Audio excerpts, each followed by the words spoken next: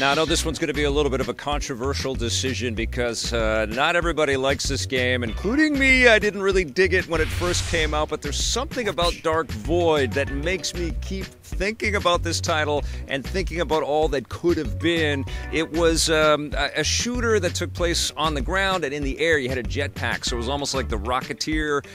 mixed with Gears of War, and that speaks to me. It still does, and I wish someone would pick up some of the threads and some of the concepts that were first kind of pushed out there with this title and make us a really great game. There are moments of really fantastic design in this title, and I think that's what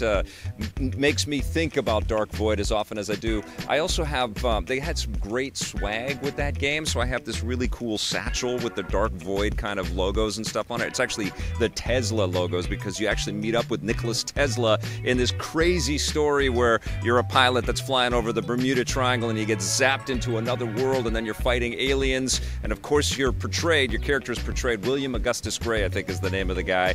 played by the ubiquitous Nolan North, and of course, he was coming off of Uncharted and every other game that's out there, so it's just like, oh my god,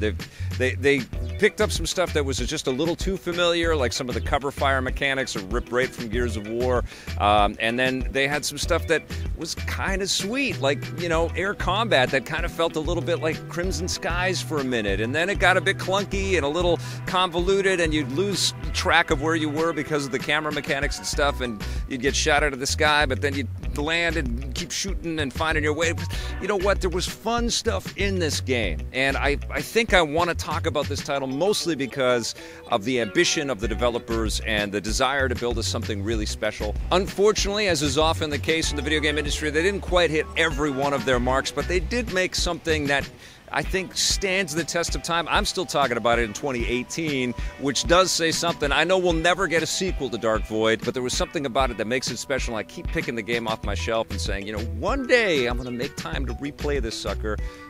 I don't know if I ever will, but until then, I'm still going to classify this one as a buried treasure.